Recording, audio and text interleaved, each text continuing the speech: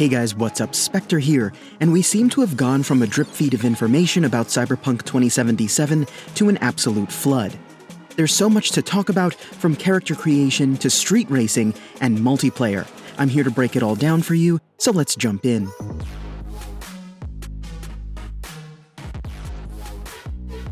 Before getting started, I wanted to point out that as per viewer request, timestamps can now be found in the description, so check down there if you're looking for something specific. CD Projekt is looking to create an immersive world rich with choice and variety. The player's first taste of that variety will of course be in the character creation menu.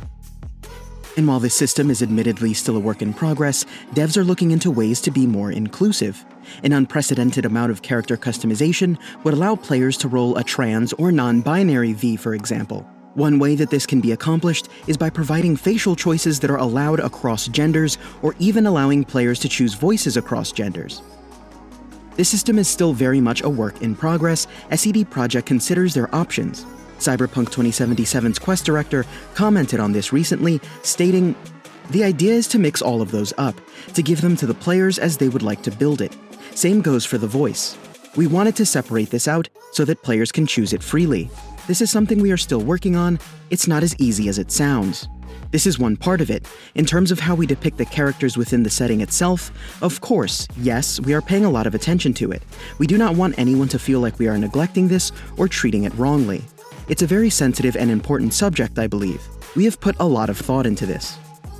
It's good to know that devs understand the weight of these decisions, and in the end, whether you take advantage of these choices or not, inclusion only adds more to the game, and it opens it up to even more fans. Your character's physical traits aren't the only thing that you'll be selecting upon launch. You'll also be choosing a backstory, one of 3 to be specific. Players will choose from either a nomad, street kid, or corpo life path. I've recently reported on your life path affecting how the other characters interact with you. For example, street gangs will open up to you more if you choose the street kid life path. But now we also know that your choice will dictate where you start the game, as well as the rest of the prologue. Choosing a street kid or corpo lifestyle will have you start in Night City itself, although you'll no doubt start in different districts. Choosing the nomad life path will have you start out in the Badlands, an unruly area just outside the city. But what will you be doing once you're inside the city? Well, in a recent podcast, CDPR's community manager delivered some insight into the game's side activities. Apparently, players will be able to enter boxing matches, a feature alluded to in the original trailer. When you aren't floating like a butterfly and stinging like a cybernetically enhanced bee, you can hone your skills at the firing range to level up your abilities. And yes, street racing will be making an appearance in Cyberpunk 2077 as well. The community manager was quoted as saying, "Another thing you might do, because vehicles play a big part in our game, and you are in Night City, the city of neon, so of course you're invited to engage in some car racing activities. So you'll be able to race your car through the city. For those of you looking to speed through the streets Akira style on the back of a bike, that will also be an option." Multiplayer news has been making waves lately, as well as news about a supposed additional Cyberpunk title, as a recent quote was taken out of context, with multiple large outlets reporting that there are multiple Cyberpunk titles in the works, which is all, in fact, untrue. In my last video, I reported on Cyberpunk Red, the upcoming tabletop game from Mike Pondsmith himself. And a few months ago, I reported on a partnership between CD Projekt and another Polish studio that specializes in multiplayer content. Whether or not this partnership will turn into something real that players will get their hands on is yet to be determined. At E3, Eurogamer quoted lead quest designer saying, "We're not really working on multiplayer. Our sole focus is single player. We'll do that, then we'll see. We're not saying no, but we're not saying yes. If something does happen, it will definitely be post-launch, and that's as much as I can say right now. My money is on a release post-launch, in the vein of GTA Online. And I think that multiplayer is definitely coming, based on another story I also reported on a few months ago.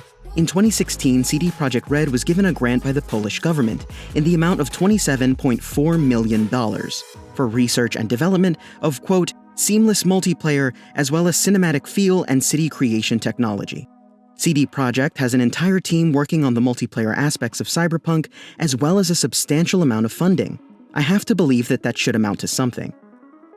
This could also be what a CD Projekt exec could have been alluding to when he said, "Our next big project will also be in the Cyberpunk universe. We're already working on it and treating it as a really big and innovative project for us."